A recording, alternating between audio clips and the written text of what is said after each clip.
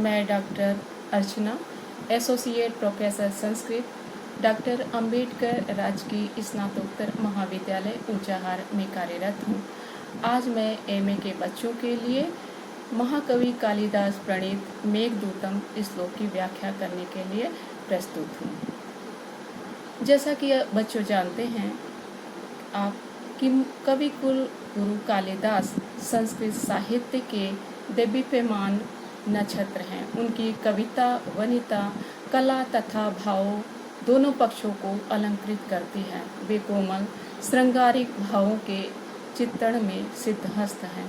उनकी प्रमुख रचनाओं में रघुवंश महाकाव्य, कुमार संभव, मेघदूत, अभिज्ञान शाकुंतलम, विक्रमो उर्वशिया, ऋतुसंहार आदि प्रमुख ग्रंथ हैं। इस प्रकार उनकी 41 रचनाएं हैं। आज हम मेघदूत की व्याख्या करेंगे और व्याख्या करने से पहले मेघदूत क्या है इस बारे में थोड़ी सी चर्चा करेंगे। कालिदास का मेघदूत काव्य प्रकृति चित्रण का सर्वोत्तम उदाहरण है, जिसके प्रत्येक श्लोक में प्रकृति की आशा भरी आत्मा की वेदना का चित्रण है। मेघदूत में पद पद पर प्रकृति की छटा के दर्शन होते हैं। मेघदूतम, जिसे हम खंड काव्य या गीत काव्य कहते हैं, गीत शब्द का अर्थ है गे धातु के भाव अर्थ में 3 प्रत्यय करने पर बना है, जिसका अर्थ है जिसे गाया जाए। इस मेघदूत में लालित्य और माधुर्य का पुट होता है। इसका मेघदूत का उपजीव ब्रह्म वैवर्त पुराण है। ये मेघदूत 2 भागों में विभक्त है, पूर्व मेघ और उत्तर मेघ। हमारे जो कोश में चलता है वो पूर्व मेघ है, और जो संपूर्ण मेघदूत है वो सिर्फ एक ही छंद में निबद्ध है और वो है मंदाक्रांता। इसमें श्रृंगार रस है। श्रृंगार रस 2 तरह से होता है, संयोग श्रृंगार और वियोग श्रृंगार। इस मेघदूत में वियोग या जिसे हम विप्रम श्रृंगार कहते हैं, जिस काव्य में खेद, दुख, विपत्ति, प्रवास, वर्षा आदि का वर्णन कवि करता है, वहाँ मंदाक्रांता छंद का प्रयोग किया जाता है। मंदाक्रांता का अर्थ है मेघदूत का अर्थ है मेघा एव दूतः यस्मिन् काव्ये तत् मेघदूतम्। डॉक्टर कीथ, जो पाश्चात्य विद्वान थे, उन्होंने मेघदूत को एलेजी अर्थात सोगीत कहा है। मेघदूत का नायक धीर ललित यक्ष है। जैसा कि धीर ललित का गुण होता है, निश्चिंततो धीर ललितः कलह शक्तः सुखी मृदु, अर्थात धीर ललित नायक निश्चिंत होता है, वह कला प्रेमी होता है, मृदु स्वभाव वाला होता है और सुखी जीवन व्यतीत करने वाला होता है। इस मेघदूत में उसकी जो नायिका है वो यक्षिणी है, जो स्वकीय पद्मिनी नायिका की श्रेणी में आती है। मेघदूत में अगर हम दूत काव्य की परंपरा के बीज अगर ढूंढें तो वो हमें ऋग्वेद में मिलते हैं। और दूत काव्य जैसा कि दूत का अर्थ होता है संदेश वाहक। इसकी परंपरा वेदों के बाद हमें रामायण और महाभारत में मिलती है। कुछ आपको मैं दूत काव्य के उदाहरण दे रही हूँ।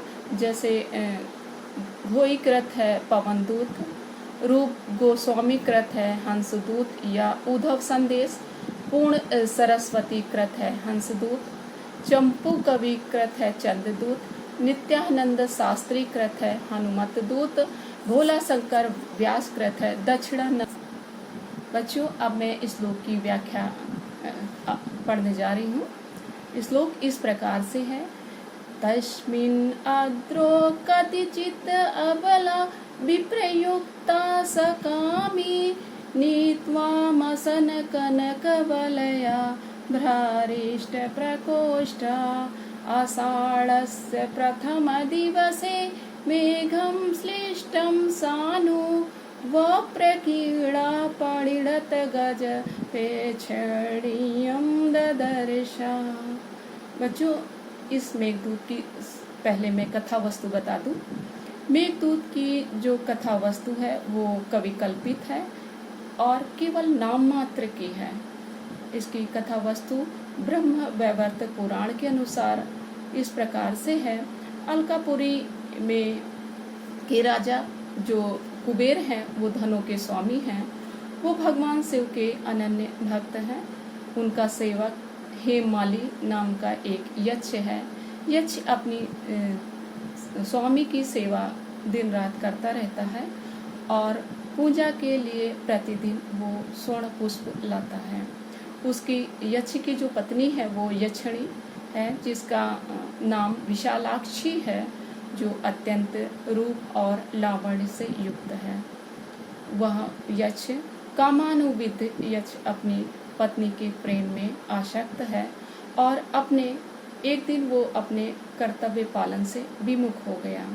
उधर कुबेर प्रतिदिन की भांति पूजा वंदना करने के लिए पुष्पों की प्रतीक्षा कर रहे थे। इधर हेममाली भवन में अपनी प्रिया के साथ रमण कर रहा था। कुबेर के अनुचरों के माध्यम से यक्ष को बुलाया गया और यक्ष को देखकर कुबेर अत्यंत क्रोधित हो गए और उन्होंने श्राप दिया कि जिस प्रिया के प्रेम में तुम अत्यंत लिप्त हो और तुमने ईश्वर का निरादर किया है, तुम स्वयं कुष्ठ से पीड़ित होकर के और समस्त शक्तियों से क्षीण होकर के तुम 1 वर्ष के लिए अपनी प्रिया से अलग हो जाओ। अलग होकर तुम इन श्राप की अवधि को व्यतीत कर। यहीं से महाकवि कालिदास ने मेघदूत की पूर्व कथा प्रारंभ की है, जो अविच्छिन्न रूप से चलती रहती है। अब मैं इस श्लोक की व्याख्या कर रही हूँ। तस्मिन् अद्रो कदिचित अबला विप्रयुक्ता सा कामी। तस्मिन् अद्रो अर्थात उस रामगिरी पर्वत पर अपनी प्रिया यक्षिणी से वियुक्त होकर वह यक्ष कामी अर्थात काम भावना से युक्त अपनी विरह के दिन को व्यतीत कर रहा था। कनक वलया भ्ररिष्ट प्रकोष्ठा का तात्पर्य है कि वह यक्ष अपनी प्रिय यक्षिणी के विरह से इतना कमजोर, इतना दुर्बल हो गया था कि उसने जो हाथ में स्वर्ण कंगन पहन रखा था वह कहीं गिर गया था। कनक वलया भ्ररिष्ट प्रकोष्ठा, जिसे उसे ज्ञात ही नहीं था और वह शून्य कलाई वाला हो गया था, अर्थात उसका हाथ कलाई से रहित हो, शून्य कलाई वाला हो गया था। आषाढ़ से प्रथम दिवसे मेघा श्लिष्टम सानो, और कुबेर के श्राप के द्वारा श्रापित वह यक्ष 1 वर्ष की श्राप की अवधि को में कुछ महीने बीत जाने पर अर्थात 8 माह व्यतीत हो गए थे और 4 माह शेष रह गए थे।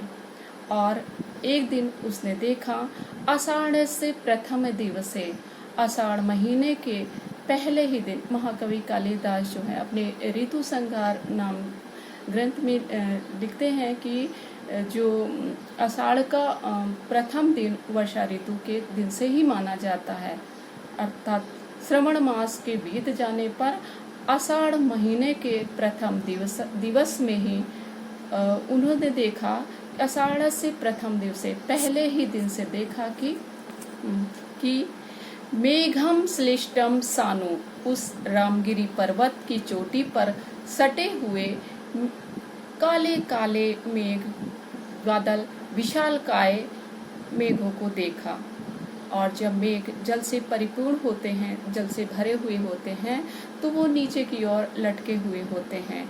मेघ पर्वत की चोटी पर लटके हुए हैं, वो ऐसे प्रतीत हो रहे हैं कि वप्र कीर्णः परिणत गजम पेक्षणीयम ददर्शा, अर्थात ऐसी मेघ जो हैं कैसे लग रहे हैं, गज पेक्षणीयम, हाथी के सदृश वे विशाल काय मेघ रामगिरी पर्वत पर उस चोटी से सटे हुए वप्र कीड़ा कर रहे हैं। बच्चों, वप्र कीड़ा का अर्थ है उस कीड़ा से है या उस खेल से है जिसमें आपने देखा होगा कि बड़े बड़े जो विशालकाय पशु होते हैं, जैसे मस्त सांड, हाथी वगैरह होते हैं, वो अपनी सींग से मिट्टी को खोदते रहते हैं। तो जो बड़े बड़े विशालकाय जो मेघ हैं वो सानू से लटके हुए हैं, पर्वत से लटके हुए हैं, और ऐसा प्रतीत हो रहे हैं कि वो उत्खात केल कीड़ा कर रहे हैं। बच्चों, इसी के साथ मैं अपना श्लोक समाप्त कर रही हूँ। और कोई भी श्लोक की व्याख्या अगर आप चाहते हैं तो मैं उसको अपने वीडियो के माध्यम से आपको सुनाती रहूँगी। धन्यवाद।